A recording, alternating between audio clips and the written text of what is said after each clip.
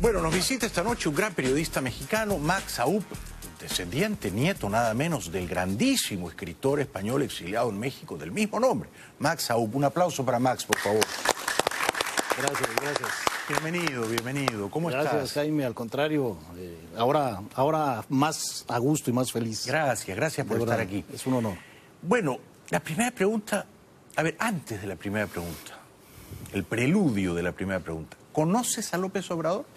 ¿Lo has entrevistado? Sí, pero hace algunos años. La última, lo he entrevistado un par de veces, pero la última vez fue por ahí del 2012 justamente. Sí.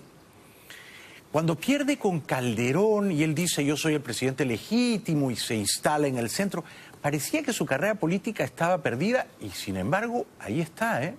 Bueno, sí, en realidad sostuvo esa base que lo ha estado apoyando, francamente, durante todos estos años. Sí.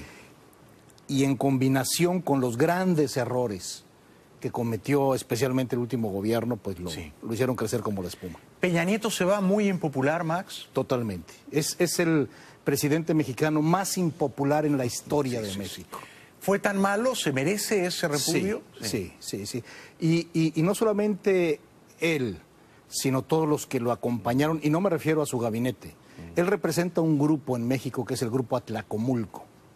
Es un grupo de políticos muy poderosos que hasta antes de Peña Nieto habían llegado solamente a gobernaturas en el Estado de México, porque de allá son. Y es un grupo un poco mafioso, digamos, ¿no? Sí, tiene fama. Sí. O sea que, por ejemplo, Calderón o el propio Vicente Fox no se retiraron tan repudiados. No. Incluso a pesar de las grandes críticas, y yo quiero comentarte, yo no soy priista, no soy panista, no soy yo sé que eres un gran periodista, punto. Claro, tú opinas como periodista. Ajá, lo que quiero decir es que por lo menos los sexenios de Fox y de Calderón terminaron con buenos números en materia económica. Correcto. Y esto no se puede decir de Peña. No. Es decir, Peña en ningún campo sale aprobado, entonces todo sale mal, ¿no? Sí. Ahora, la gran pregunta es, ¿tú crees que López Obrador va a ser de izquierda chavista? Mira, hay muchas señales. Hoy no podemos hacer en este momento más que hablar de las señales que tenemos. Correcto. Él se ha negado a decir que Maduro es un dictador, lo invitó a su toma de posesión. Mala señal, eso es una mala señal. Sí. Se le pidió que no lo hiciera, no quiso, argumentando la política, el espíritu mexicano de no intervención.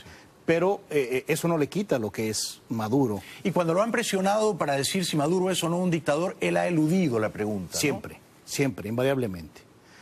Y tenemos otra señal en donde el presidente o los dirigentes de su partido, Morena, han dicho abierta y públicamente que desean sumarse a la revolución bolivariana de Venezuela. ¡Qué locura! Lo han dicho.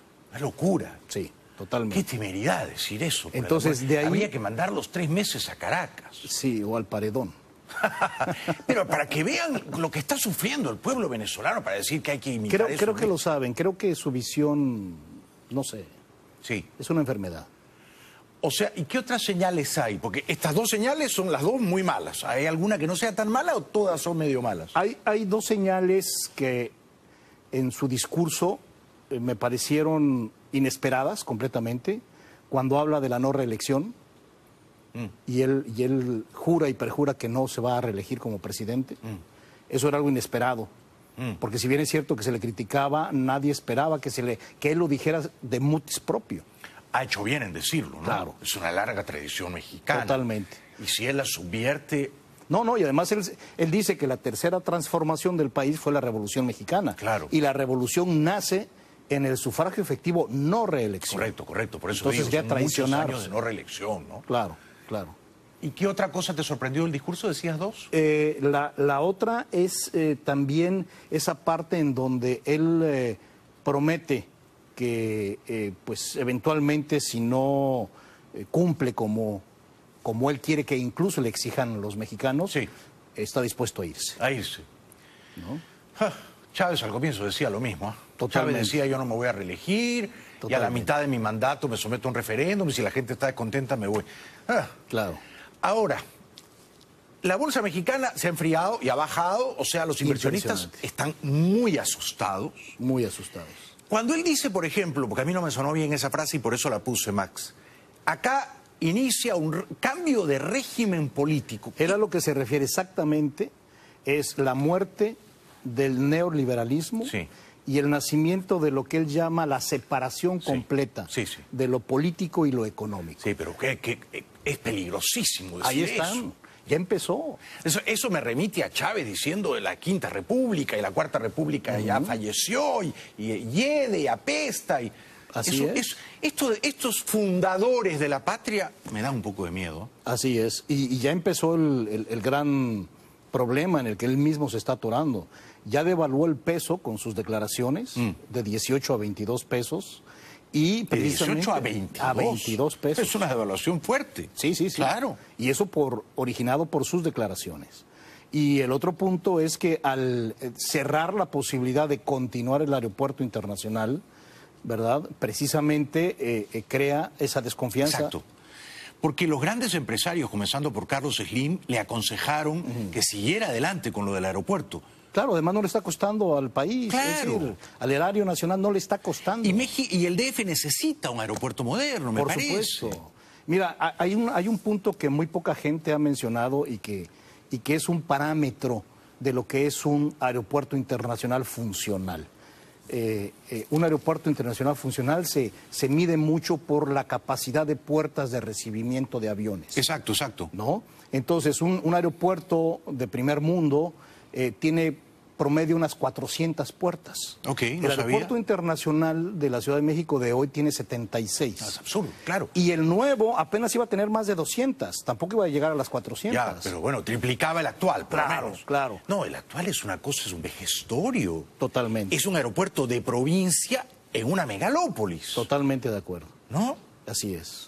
Así es. ¿Y por qué López Obrador se opone? ¿Cuál es su argumento? Mira, por supuesto hay muchos análisis al respecto. Sí.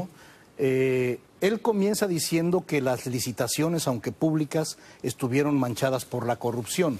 Y sin embargo, a los mismos licitatarios les va a entregar y les va a respetar para que hagan obras en el otro aeropuerto donde él quiere, que se llama Santa Lucía. Entonces, si son corruptos, ¿por qué se las sigue dando? Número uno. Buena reflexión. Pero número dos, si son corruptos, ábreles una investigación, persíguelos y mételos a la cárcel. Pero ya los perdonó a todos. Y él entonces quiere hacer un aeropuerto en un lugar distinto. Sí, a unos kilómetros de donde está Texcoco, ¿no? ¿Tú crees que López Obrador va a hacer todo lo posible dentro de su ámbito? Yo espero que no haga nada, porque la justicia tiene que ser independiente del poder político. Pero ¿va a hacer todo lo posible para que Peña Nieto sea encausado? No. No. ¿No ves a Peña Nieto preso? Ya lo prometió que no va a perseguir. Si acaso, él tuvo recientemente una entrevista con una periodista que es muy amiga de él, que es Carmen Aristegui. Aristegui, ¿cómo no? La de CNN. Ajá, sí. Y Carmen Aristegui lo comprometió al aire para que hiciera esa consulta disque popular. Sí. ¿Verdad? Que no tiene nada de consulta. Sí. Y que pusiera, entre otras cosas, si el pueblo quiere que investigue y meta a la cárcel a los expresidentes de México. Sí. Y él accedió. Entonces, o sea, aquí estamos jugando. O sea, porque se lo pidió su amiga, porque se le ocurrió en ese momento. Pero además, perdón, la justicia no se consulta, se ejecuta. Sí, correcto, claro. Y no es una decisión de él en cualquier caso. Ahora, ¿hay suficientes elementos de juicio, en mi opinión sí los hay, para que Peña Nieto sea investigado por... Él y los expresidentes anteriores. Pero él sobre todo, Sobre todo Peña Nieto. Bueno, Salinas de Gortari también, por Dios. Sí, claro. O sea, todos. Claro. Claro, yo no sé si los delitos de Salinas de Gortari prescribieron ya, porque fue hace mucho tiempo, en fin. Pero, sí, habría que ver. Pero lo de Peña Nieto, digamos... Sí hay elementos. Estos tráficos de influencia fueron groseros, ¿no? Totalmente. Y además todo es evidente. Sí. Todo es evidente, todo está ahí a la vista. ¿Y el avión carísimo, quién lo compró? ¿Fue Peña o fue Calderón? Calderón. Fue Calderón. Calderón. Pero Peña lo ha usado bastante. No, bueno, Peña lo disfrutó. Lo disfrutó, ¿no? Bueno, yo sí creo que Peña Nieto va a tener serios problemas con la justicia mexicana, pero ese es mi pálpito, Max. Mira, va a ser muy difícil, porque detrás de detrás de Peña Nieto está Salinas de Gortari. Sí. Y más que temor a Peña Nieto, si alguien le tendría miedo a Andrés Manuel López Obrador, es a Salinas de Gortari. Salinas de Gortari. ¿Y por qué es tan poderoso Carlos Salinas de Gortari, el expresidente? Es el jefe del PRI. Es el jefe de jefes. Es el jefe de los jefes, ¿no? Exacto. Es el padrino. Es el jefe. Es el jefe, ¿no? Sí. Y Peña Nieto está subordinado a él, ¿no? Sí, claro. Totalmente. Peña Nieto fue el actor que escogieron para llegar a ser presidentes. Correcto, correcto. De parte del grupo Atlacomulco. Sí, sí. Eso era todo. Su función era sí. El papel de presidente. ¿Por qué se llama así ese grupo? Porque hay un pueblo en el Estado de México que se llama Atlacomulco. Y ahí es donde han escondido ahí, todo el dinero. A principios del siglo XX, una serie de políticos hicieron un pacto de hermandad. Y prometieron protegerse y prometieron ayudarse. Y casi todos, si no es que todos, por lo menos durante el siglo XX y lo que va de este siglo, los que han sido gobernadores y muchos diputados estatales y presidentes municipales del Estado de México son de ese grupo. Ese grupo. Y lo único que les faltaba era una presidencia. Ya y lo lograron con Peña. Con Peña Nieto. Interesante, no sabía ese pequeño detalle. Sí. Quédate un ratito más con nosotros, por favor. Con todo gusto. Antes te hago una pregunta, que estas preguntas siempre son un poco envenenadas. ¿Quién ha sido, desde que tienes uso de razón, el mejor presidente de México? ¡Wow! Puedes declarar desierto. Desierto. Desierto. Desierto. Mira, creo que la economía, creo que Calderón cometió un grave error al darle demasiado auge al crimen. Si él se hubiera enfocado más en promover sus logros económicos, otra cosa hubiera sido. Manejó más o menos bien la economía. La manejó muy bien. Pero fracasó con el narcotráfico y el crimen y con todo eso fracasó. ¿Y Zedillo qué tal fue? Fíjate que ahora que lo mencionas, es una opinión muy personal y me atrevo a decirlo. Es un hombre honorable. Es muy honorable. Por eso te lo dije. Para mí Zedillo representa, con todos sus errores y todos sus defectos que gusten y manden, representa el padre de la democracia moderna de México. Interesante. Yo te lo dije por eso, porque es un señor que no se enriqueció. Sí, a veces uno se equivoca desde el gobierno, pero me parece que es un caballero. Luego se fue a dictar clases a Bueno, él tuvo una enorme fortuna, por decirlo de alguna manera. Vamos, está involucrado el crimen de Luis Donaldo Colosio. Después de que lo asesinan, de acuerdo a la ley, ya faltaban menos de 6 meses para las elecciones mexicanas. Sí, pues. Tenían que poner un candidato que no tuviera un cargo público. Exacto. Lo escogen a él, ¿verdad? Y entonces él llega a la presidencia sin deberle el favor a nadie. A nadie. Él llega un poco como llegó César Gaviria en Colombia, claro, después de un crimen y así un poco improvisadamente. Él es profesor universitario. Sí, actualmente. Regresamos después de la pausa con Max Saúl, no se lo pierdan. Estamos repasando con él lo que creemos que se viene en México. Van a ser 6 años de gobierno de izquierdas y vamos a ver cómo va a gobernar López Obrador. Regresamos después de la pausa. Bueno, ha venido esta noche un gran periodista mexicano, Max Saúl, nieto del inmortal escritor del mismo nombre, español, exiliado en México, ¿no? ¿Conociste a tu abuelo? Sí, por supuesto. Yo tenía casi 11 años cuando él desafortunadamente fallece. Falleció. Fallece relativamente joven, a los 69 años. Joven, claro, joven. Bueno, es relativamente joven también López Obrador, ¿no? ¿Qué edad tienes? 65. 65. Ajá, ahora en noviembre cumplió los 65. 65 es joven. Sí. Va a estar 6 años. ¿Tú crees que él va a terminar forjando una alianza cercana con Maduro? Una alianza como la que, por ejemplo, en su día forjaron Chávez y Fidel Castro, ¿o no? Yo pienso que no se va a atrever a tanto. No creo que se atreva tanto.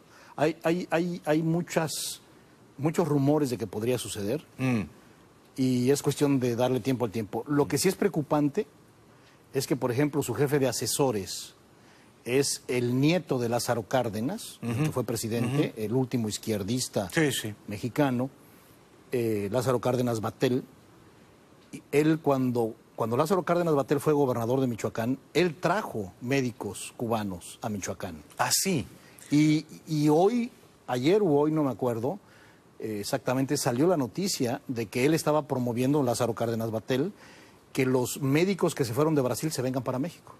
Malísimo sería eso, malísimo.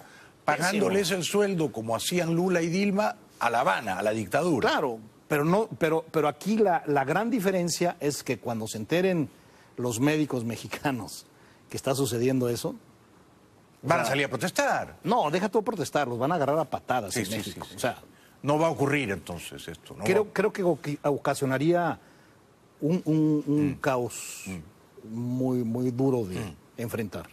López Obrador ha dicho, y todos los políticos dicen lo mismo, que su gobierno no se va a robar. Ahora, ¿él tiene fama de ser un hombre honrado? Pues él se la ha hecho, Él se la ha hecho. pero no. Mira, López Obrador fue del PRI muchos años. Claro. Y luego fue del PRD. Y luego fue del PRD. Sí. Y el hombre, él mismo lo dijo, yo llevo 20 años sin trabajar. ¿Y cómo? ¿Y de qué vives? Claro. Buena pregunta, ¿no? ¿No? Claro. ¿De por qué supuesto. viven los políticos, no?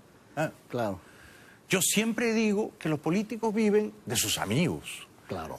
Y sus amigos les dan plata, pero esa plata es prestadita, después te la cobran. Mira, hubo un líder de este famoso grupo Atlacomulco, que te platico, que siempre dijo, también fue gobernador de la Ciudad de México, Sí.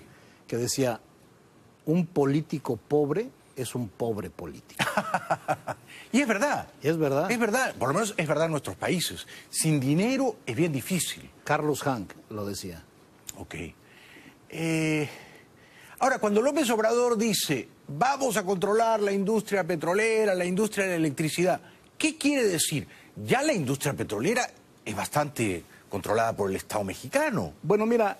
¿O va a esa- estatizar algo? No. En realidad lo que quiere es recuperar el control de las licitaciones de búsqueda y explotación y perforación. Quiere tener de todo el pozos. control. Lo ha tenido México, lo ha tenido siempre. No sería algo nuevo. Por eso me sorprendió. Pero una de las realidades es que a pesar de que se abrieron estas licitaciones, no han tenido resultado. No. No han habido grandes acercamientos. Seguimos sin explotar el número de barriles de petróleo diario que deberíamos estar produciendo. Y él mismo lo dijo en su toma de protesta, ¿no? Realmente Pemex sí necesita regresar a tener una buena administración. Está muy perjudicado, igual que la Comisión Federal de Electricidad. Sí. Que son, si lo queremos ver, son ganancias históricas del pueblo de México. México siempre ha estado sobre la izquierda más que sobre la derecha. Sí, seguro. Siempre ha respetado la iniciativa privada y siempre ha respetado el orden económico privado. Y eso ha permitido que México crezca. ¿Y seguirá respetando eso López? Creo que le conviene y él sabe que le conviene. Sabe que le conviene. Sí, y sobre todo ahora que está viendo las reacciones internacionales, con una sola decisión que tomó, se le está viniendo el mundo encima. ¿Cuál fue esa mala decisión, la del aeropuerto? La del aeropuerto, porque tiene bonos en la Bolsa de Nueva York. Y esos bonos, por eso él lleva 3 días ya gobernando México y no ha detenido las obras del aeropuerto. No le conviene, no le conviene. No puede. Claro. Por último, que haga 2 aeropuertos. Por último. Nueva York Sí. tiene 3. Sí, claro. Sí, podría tener 2. Bueno, ya está el actual, ¿no? Que va a seguir funcionando. Seguirá para ciertos vuelos domésticos, Claro. pero puedes tener uno nacional y uno internacional, o puedes tener 2 internacionales. Sí. por Claro. supuesto. Es lo bastante grande y poblada esa ciudad, ¿no es cierto? Ahora, otra cosa que me preocupa es el tema de la migración. Tú sabes que en los últimos años, y esto Jorge Ramos lo ha explicado muy bien, ha habido una migración neta a favor de México. O sea, se tiende a creer que son un montón los mexicanos que vienen sin documentos. No, resulta que son más los que se regresaban últimamente en los últimos años. Digo, los últimos 12 o 15 años. Ahora, Sí. López Obrador, ¿tú crees que se va a entender con Trump? O sea, ¿que van a tener buena química o eso se ve difícil? Bueno, yo creo que para algunos temas posiblemente logren ciertos acuerdos que no necesariamente van a ser los que más le gusten a los mexicanos, como lo que ya declaró, que le está diciendo a los centroamericanos que se queden, que les va a dar trabajo, y muchos se están quejando de, pues, danos trabajo a nosotros primero, Claro. ¿no? Según él, tiene trabajo para todos, entonces vamos a ver si es así, ojalá que sí. Pero cuando salga otra vez el tema del muro, por ejemplo, pues obviamente va a chocar con... Van a chocar. van Porque a chocar. eso es una condición de patriotismo. Sí. ¿No? Y porque además López Obrador no es tonto y sabe que Peña Nieto, cuando Peña Nieto recibió a Trump en Los Pinos y cuando Peña Nieto condecora al yerno de Trump, Sí. al mexicano promedio eso le resulta No. imposible de digerir. Entonces, yo no creo que López Obrador sea blandón con Trump. No le conviene políticamente. No creo que lo sea. No creo. No creo. Lo va a confrontar, lo va a confrontar. Sí, no, definitivamente es algo que estamos también observando a ver cómo va a reaccionar con los próximos insultos y las próximas... Los tweets de Trump, ¿no? Los tweets. Ahora, en esto creo que tiene razón López cuando dice, traigan dinero, traigan inversiones, Estados Unidos, Canadá. Si no quieren que vengan los migrantes pobres del sur, ayúdennos a que esos países sean menos pobres, ¿no? Sí, pero tenemos dos problemas ahí también, especialmente en Centroamérica, tengo la impresión. Número uno es que el tráfico de armas. Sí. Y número dos es la deportación masiva que ha hecho Estados Unidos a Centroamérica particularmente de gangueros, que son los dueños hoy de las calles de estos Obama países. deportó muchísimos criminales centroamericanos. Totalmente. O sea, Estados Unidos es corresponsable de lo que está sucediendo en Centroamérica, sin lugar a duda. ¿Y algo tendría que hacer? Sí, tendría que, bueno, eso... Sentirse parte del problema ya sería un primer punto, ¿no? Sí, por ejemplo, estuvieron invirtiendo, no sé, no recuerdo ahora cuántos millones de dólares en Centroamérica, haciendo publicidad en radio y en espectaculares y en televisión, diciéndole a la gente que no se fuera. Eso no sirve. No sirve. No sirve. No. Entonces usa esos millones para otras cosas. Claro, la mejor publicidad es que consigan un trabajo bien pagado y ya está. Claro, o crea una industria que les dé trabajo, una buena remuneración. Pero aún así la realidad es que los jóvenes en Centroamérica están permanentemente amenazados por las pandillas. Las pandillas. Y eso es real. Eso es... Esta es mi última pregunta, querido Max Aub. Sí. En 6 años, yo no sé si tú y yo estaremos aquí en 6 años, ¿no? De mucho tiempo, 6 años. Sí. Pero en 6 años, ¿México estará mejor o peor que ahora? Wow. Ojalá que mejor. Ojalá que mejor, ¿no? Ojalá que mejor. Me sorprendería. Ojalá que mejor. Me sorprendería. Sí. Bueno, vuelve pronto, ¿eh? No, pues por yo favor. estoy... Cada vez que me invites será un verdadero gusto. Lo mismo digo. Ha sido fantástico charlar contigo. Gracias. Periodista mexicano supremamente bien informado. Max Aub, un aplauso para él, por favor. Gracias. Gracias, Max. Gracias. Regresamos después de la pausa con el sorprendente resultado electoral que obtuvo ayer domingo el partido ultraderechista español Vox en Andalucía. Obtuvo 12 diputados. Y por primera vez en casi 4 décadas, los socialistas no van a poder gobernar Andalucía. Va a gobernar la derecha, pero la derecha tiene que pactar con Vox. Regresamos.